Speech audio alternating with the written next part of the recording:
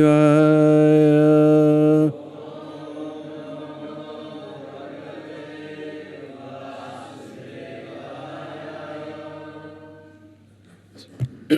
reading from Srimad Bhagavatam, Canto 10, Chapter 5, the meeting of Nanda Maharaj and Vasudev, and one of my favorite texts, number 18. Tata arabhya nandasya vrajaha sarva samriddhiman harer nivasatma gunai ramakridam abun nripa tata arabhya nandasya brajak sarva samriddhiman harer nivasatma gunai ramakridam abun nripa tata arabhya nandasya brajak sarva samriddhiman harer nivasatma gunai ramakridam abun nripa tata arabhya nandasya braja sarva samriddhiman harer nivasatma gunai ramakridam abun nripa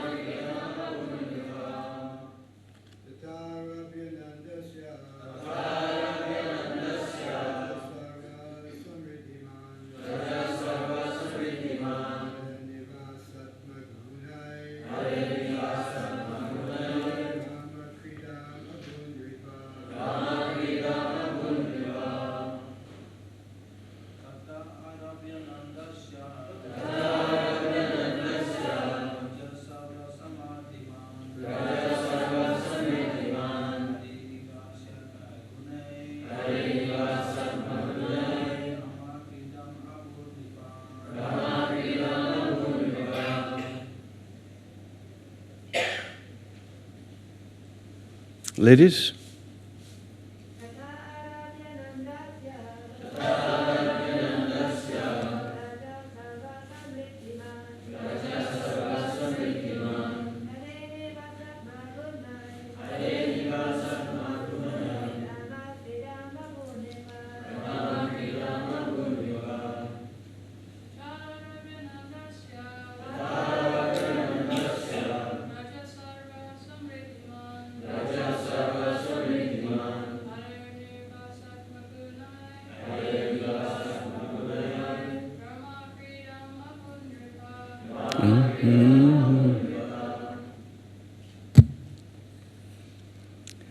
Tataha arabhya,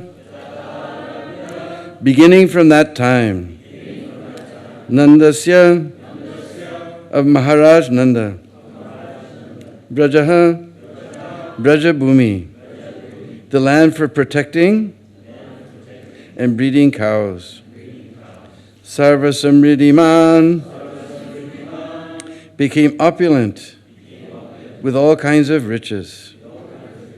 Hare Nivasa, of the residence of the Supreme Personality of Godhead. Atma, pastimes for the Goddess of Fortune. Abut, became. Nripa, O King, Maharaj Parikshit.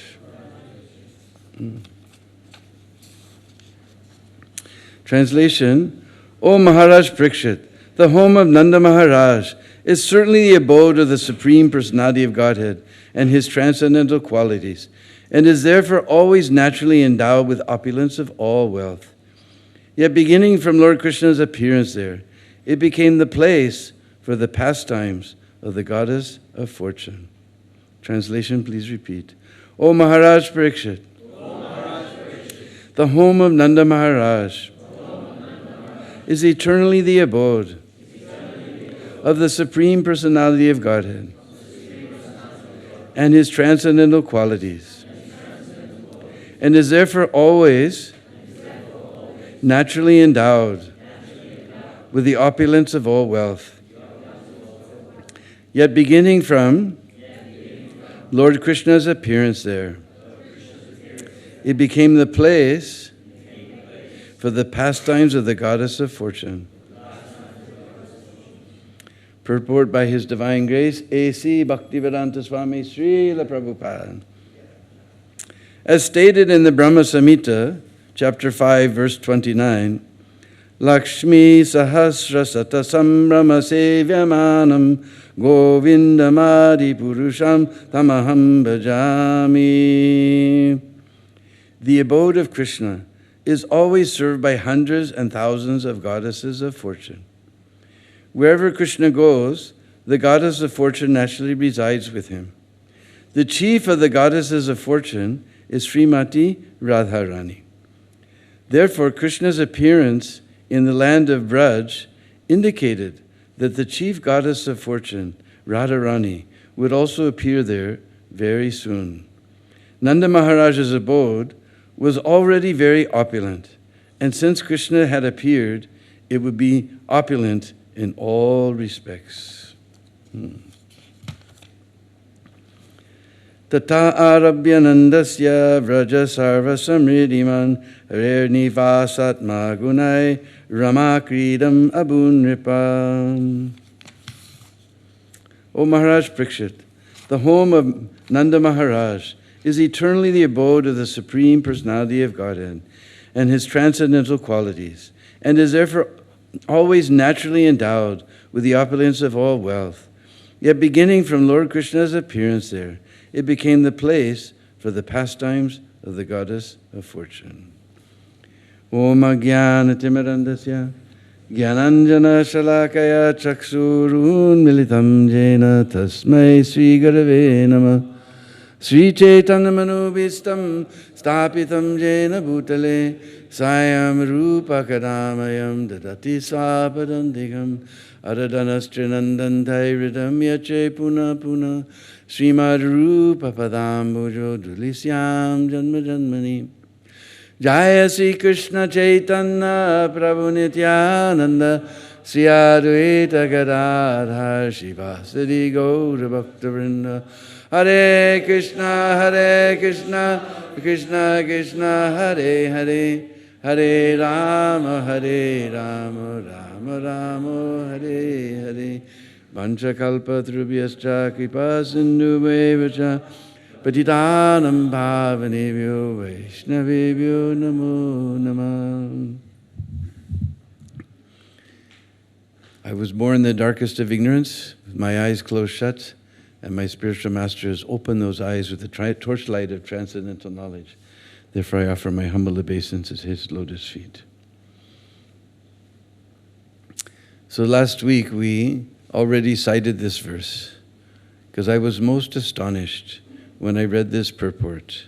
Because here Prabhupada is saying that Krishna's appearance in the land of Braj indicates that very soon the supreme goddess of fortune, Srimati Radharani, will appear.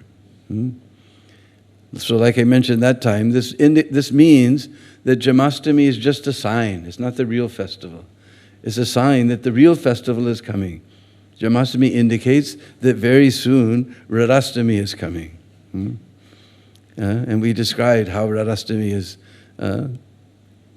celebrated in Barsana, most incredible festival.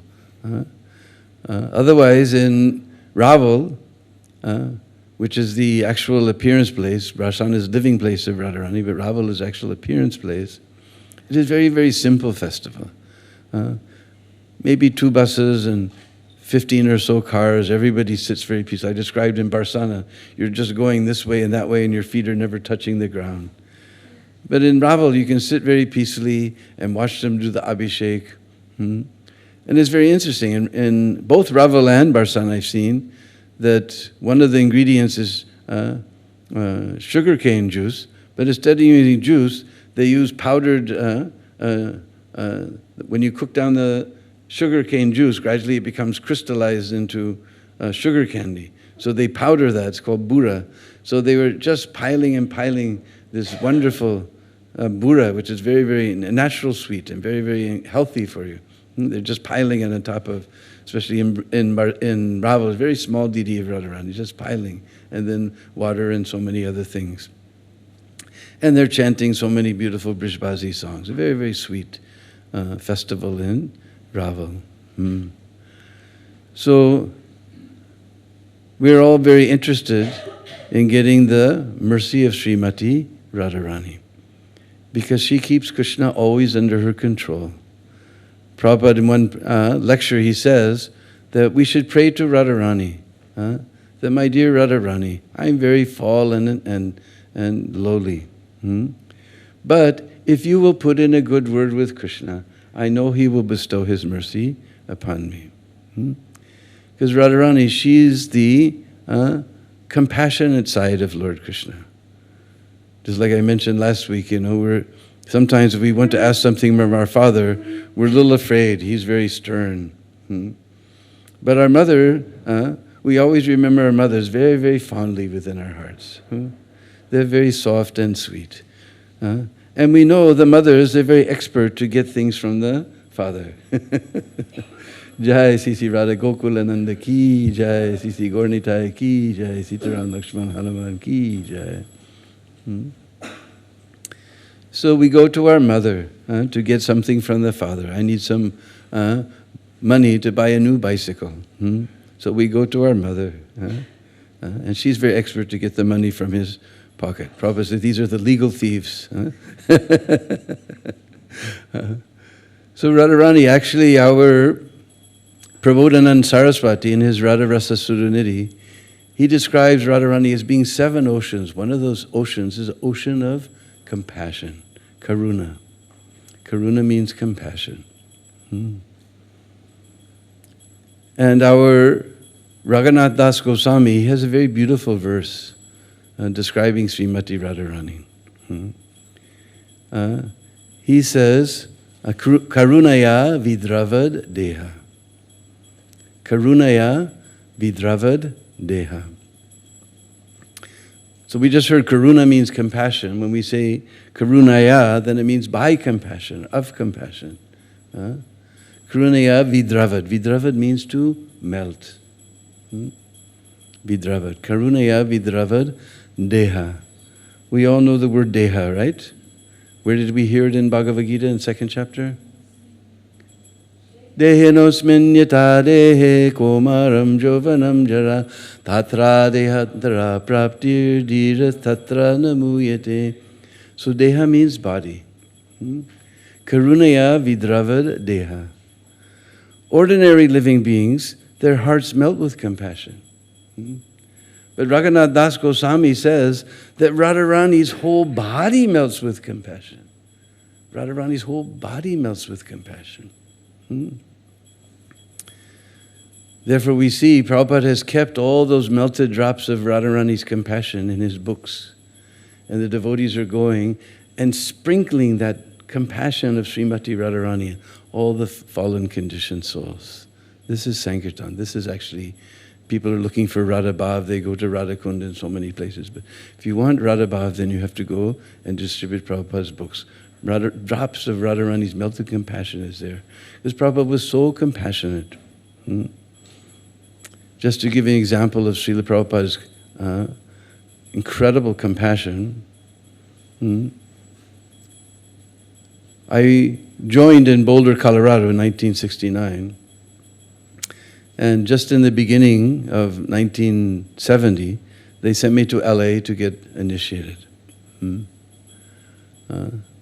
So there I met a very nice devotee when I first came to the temple from the airport. I met a very nice devotee named Mahapurush, who was one of the devotees from 26 2nd Avenue. He told me an amazing story. Because he said sometimes he used to go there to the Matchless Gift storefront, and sometimes we know that Prabhupada had an apartment on the first floor behind that apartment. And there, it gradually got around that you can get free lunch. This is the level we were on. Free food. We didn't have anything to renounce. Just like here, George Harrison, he came and he asked Prabhupada, should I move into the temple? Now that was renouncing. He had so much wealth. We had nothing. We thought, oh, free food, let me go. So sometimes he used to go there and take the lunch, because it's very interesting. These flat, round breads called chapatis, and some spicy soup called dal, and some sort of vegetable preparation called sabji. So one day he went there, and it was just so nice, because Prabhupada would be sitting there, and he'd be directing the boys how to serve out the prasadam to everyone. And he would sit there with not the devotees, just with the young people and take prasadam. So it was so nice, just sitting there with Prabhupada, that Mahaprabhu, he just kept sitting and sitting. It was just so nice. Prabhupada was sitting there. He just kept sitting. It was so nice. Suddenly looked around, there's nobody else in the room, just him and Prabhupada. Then he looked around, there's so many dirty pots, so many dirty plates, because these young people, they were just like hippies, so they didn't even wash their hands, what to speak of their plate, just throw their plate in the sink and go out the door. And he thought, gee, somehow or other all these pots get washed, and somehow all these plates get washed. And there's only 2 people here in the room. I'm not usually here, so I'm not the one who does this. There's only one person who could possibly be doing this. He thought, gee, I should help him. So he got up, he started collecting the dirty pots. And Prabhupada smiled. He said, I was just praying to Lord Krishna to send someone to kindly help me. This was the deep compassion of Srila Prabhupada.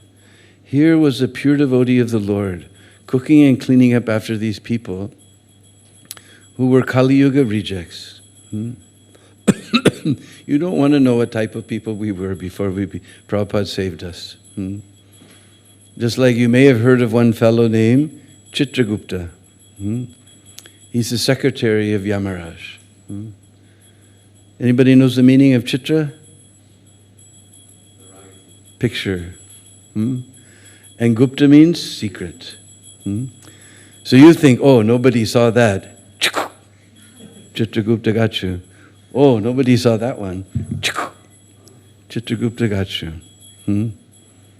We were such people that we crashed Chitragupta's hard drive. And for such people, Prabhupada was cleaning up after them, he was cooking for them, just to encourage them to become Krishna conscious. We can't imagine such compassion. Nowadays, if these type of people would come to the temple, we give them a plate of prasad. Can you go around back? We're embarrassed in front of all the nice guests we have. But Prabhupada was cooking and cleaning for them. This is compassion. Nobody has embodied the verse of Chaitanya Mahaprabhu, Trinadapi Sunechena Taroriva Sahishna Amanina Manadena Kirtaniya Sadahari. Nobody has embodied that verse more than Srila Prabhupada. He is that. He's the real representative of Radharani's compassion. He was so merciful. We can't imagine. Prabhupada could have easily sat in Vrindavan, or he could have gone to any Gaudiya Math temple, and what to speak of cooking, he would have people cooking for him. He would have people doing his laundry. He would have people doing everything. All he could do is sit and chant, study. But here he was, cleaning up after and cooking for these fallen souls of Kali Yuga. This is the incredible compassion of Srila Prabhupada. And we see that Radharani's complexion is golden. Tapta Kanchana Gaurangi Radhe Vrindavaneswari Vrisabhanu Suti Devi Pranamami Hari Priye. Gaurangi, she's golden in complexion. Therefore, Chaitanya Mahaprabhu has adopted that mood of Srimati Radharani. He's also golden. As I believe it's either Rupa Goswami or Swarupa has got that verse that Radha Bhavi Duti Suvalitam Nomi Krishna Swarupam. That I'm offering a basin to you, you're Krishna. But Radha Bhav and Radha Duti. Duti means luster. He's Krishna himself, but now he's taken the bhav of Srimati Radharani and the luster of Srimati Radharani. Therefore we see Chaitanya Mahaprabhu, he's most compassionate. He's come to save the most fallen souls of this Kali Yuga. And given such a simple process, simply chanting the holy name. This is incredible mercy, because nobody's interested in spiritual life in Kali Yuga. We go downtown, so every billboard, now they have, digital billboards. This is an amazing thing to come from Vrindavan and see, every 10 seconds, the billboard changes and all bright and shiny and sparkly lights going around. Every advertise, enjoy, drink Coke, enjoy, everything just telling you, enjoy. Nobody's telling you that you're not your body. Everything is meant to increase your bodily consciousness. I'm always amazed. I go in the West and I sit down in the toilet and there's a mirror there. There's mirrors everywhere in the bathroom, so you can see your body and think, yes, I'm my wonderful body. Everything here is meant just to make you think you're your body. Nobody's telling you the real message. So nobody's interested in spiritual life. So Mahaprabhu is so kind, he's introduced this simple process, chanting the holy names. Hare Krishna, Krishna Krishna, Hare Hare, Hare Rama, Rama Rama, Hare Hare. Even if you don't want spiritual life, you're getting spiritual life.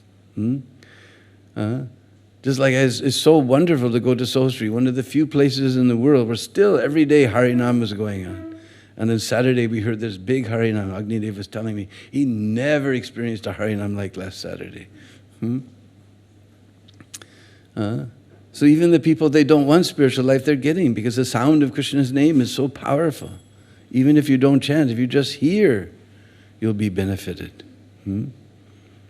Just like I remember, we had a very wonderful godbrother named Vishnujan Maharaj. He sang so sweetly, Prabhupada said he will sing his way back to Goloka. So Vishnujan had a big bus, and he would travel around all over America with this bus.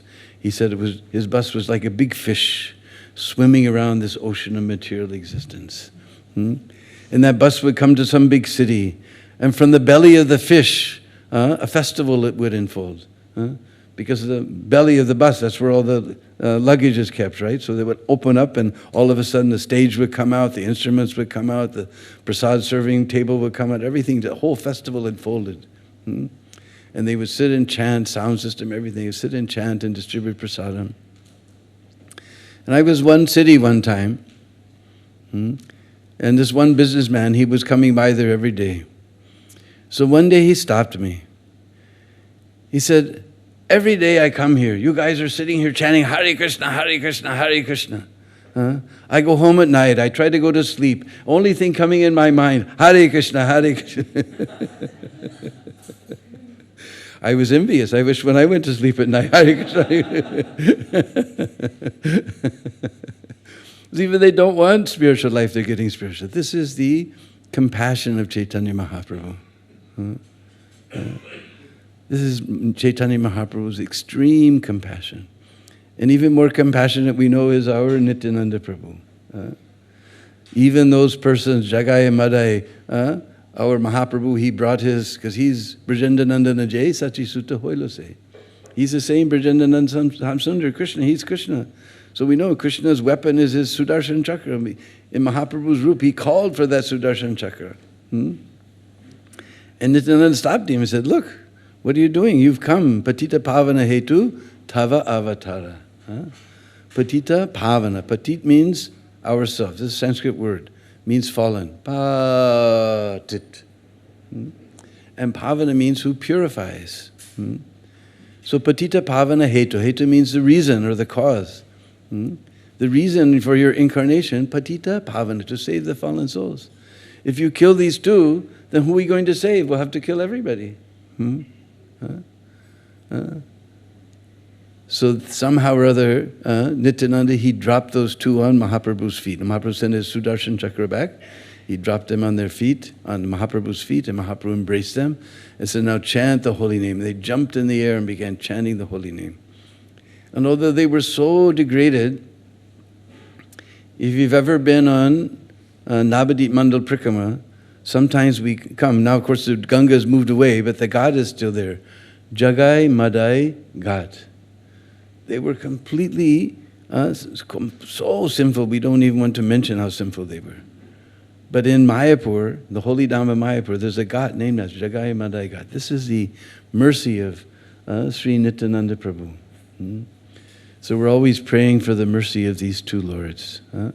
Because they're both golden in complexion. So they both have this compassion of Srimati Radharani. Radha Bhava Duti Suvalitam. Krishna has decorated himself, Suvalitam. Radha Bhav and Radha Duti. He's so compassionate to the fallen souls. We're completely entrapped in this dark ocean of Kali, no interest in spiritual life. Manda sumanda matebo manda bhagya. Srimad Bhagavatam says, manda means very less. Manda bhagya. Our fortune is hardly there. Manda bhagya. We're always disturbed, always lazy, and we have no interest to take up spiritual life or do service. Manda sumanda matayo manda bhagya. Good fortune. We're always unlucky. But Chaitanya Mahaprabhu was given this simple process of chanting the holy names. If we simply chant these holy names and really concentrate on them, then we'll be able to cross over this ocean of material existence. We have to become completely absorbed.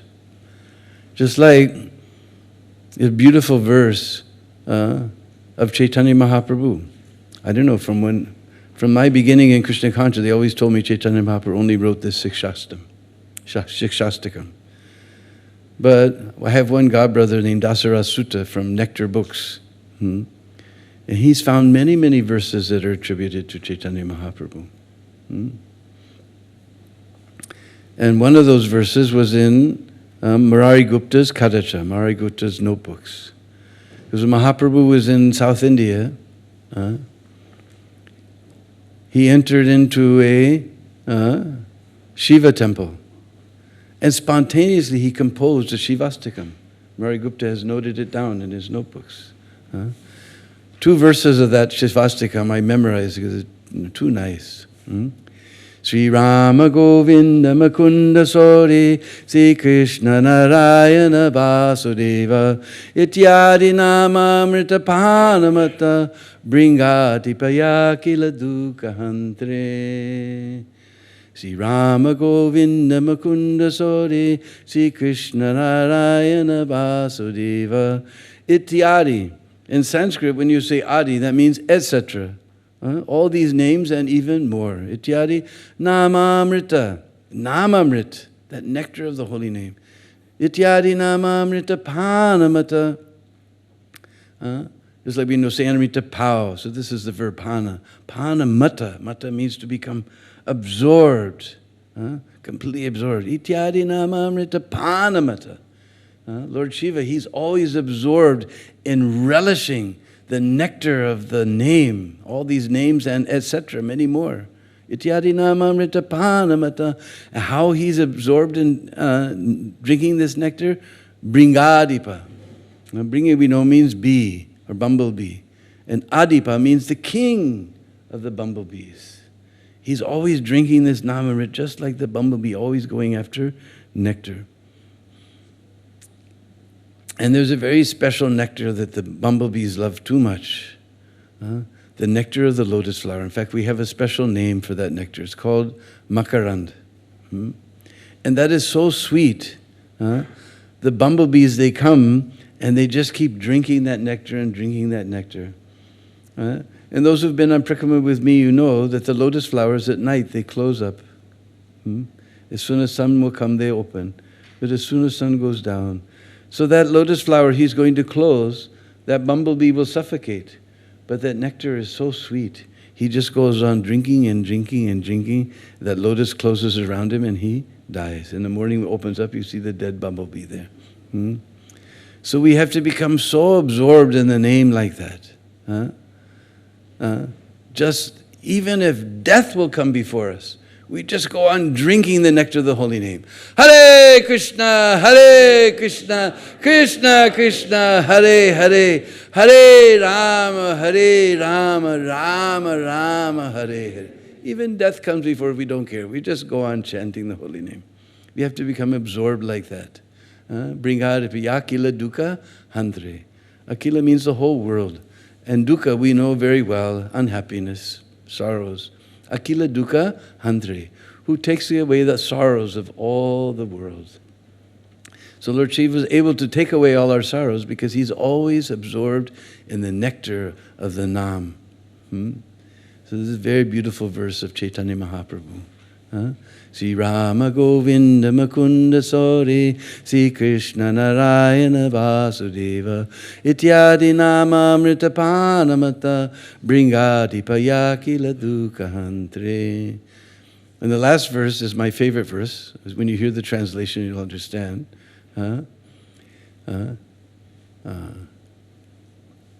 Shri Gauri Netrotsava Mangalaya Tat Prananathaya Rasa Pradaya Sada Samutkanta Govinda Lila Gana Pravinaya Namostatubhyam. Shri Gauri Netrotsava Mangalaya. Some of you, I think, know the meaning of netra, eyes. He's the Mangala, he's the auspicious festival of the eyes of Gauri, Lord Shiva's wife. To see Lord Shiva, that is a festival for her eyes. Shri Gauri Netrotsava Mangalaya Tat Prananathaya. And he's the Lord of her life, Prananath. Rasa Pradaya. And he's the giver of ras, Rasa Pradaya. He's the giver of ras. How? Sada, just like we sing in Tulsi, Sada. Sada means always. Sada Samutkanta. Utkanta, this is called kanta. Just like these little bees, it's called kantimala. So I hear devotees saying kuntimala. It's not kunti, it's kantimala. Utkanta, sometimes our enthusiasm bubbles up to our throat. So utkanta means a great enthusiasm, bubbling up to the throat. Sada samutkanta, what is he doing? Govinda lila gana. Gana means to sing. What is he singing? Govinda lila. Sada samukanta Govinda lila gana pravinaya namostitubhyam. Just like probably many of you know somebody named Praveen. You know the meaning of Praveen? Praveen means expert. So he's always expert and with great enthusiasm singing Govinda lila. Sada samukanta Govinda lila gana pravinaya namostitubhyam. Therefore, I offer my obeisances to that Lord Shiva. So you can understand why this is my favorite verse. Sometimes before speaking, we always meditate on this verse. Because this is another way that Krishna has manifested his compassion. By displaying, he comes at the end of Dwapara Yuga and displays his wonderful pastimes. Because we all like to hear stories. And we all like adventure, we like romance, we like all these types of things. So Krishna has displayed so many amazing pastimes. They're always making some movies trying to astound us. But can you imagine, a turtle so big that a mountain can rest on his back? A huge, enormous snake wrapped around that mountain, and the demigods on one side and the asuras on the other side, churning the ocean. Actually, I saw one very amazing book. Unfortunately, we were young devotees and we were just absorbed in Krishna consciousness and other things. In old days, we never thought of taking it. Everybody, as soon as something happens, immediately pull out your mobile and snap the picture. We never thought of taking pictures. We never thought of any other thing except doing our service, spreading Krishna consciousness. But we went to Dallas to start a temple in Dallas. And somebody told us that at the First Unitarian Church, they will help you out. They're very open-minded. So they gave us a place to stay in North Dallas. North Dallas, since you're not Americans, you don't understand. North Dallas is where all the Texas millionaires, oil millionaires rather, live. And he was a lawyer. So we were staying in his house. We set up, an altar on his coffee table. We did kirtan and we gave Bhagavad Gita class. And while we were looking for a place to stay. So one day his wife showed me a book. I don't know, but those days we were just absorbed in chanting and spreading the holy name. I never got the name of that book. But she showed me on one page, it showed, like 17th century Hindu painting of God incarnated as a tortoise with the Mandara mountain on his back, and the Devas and the Suras churning it into the ocean into milk. Then she flipped the page. Same scene in Egyptian hieroglyphics. God incarnated as a tortoise. The atheists on one side, the theists on one side, big snake was there, some mountain with a name that also began with M, and they were churning the ocean into nectar. Then she flipped the page, it's not such century, it was either Aztec or Mayan painting of God incarnated as a tortoise. The theists on one side, the atheists on the other side, big snake and churning the ocean. I wish I had taken the name of that book, but it was the most amazing thing. So who can imagine such wonderful? Krishna has made all of these wonderful pastimes just to attract our minds. We want to hear about something great. We want to hear some astonishing things. So Krishna's pastime so astonishing, so sweet, so many wonderful things, just to attract our hearts to Krishna consciousness. So this verse mentions one of our favorite verses of Brahma Samhita, and we have here the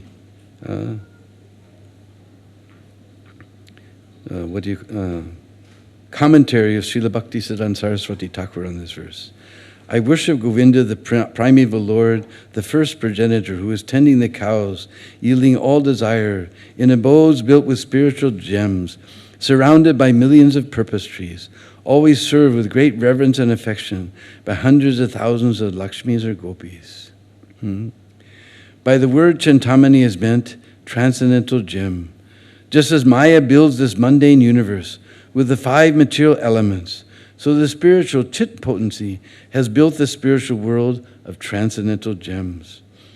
The Chintamani, which serves as the material in the building of the abode of the Supreme Lord of Goloka, is a far rarer and more agreeable entity than the philosopher's stone.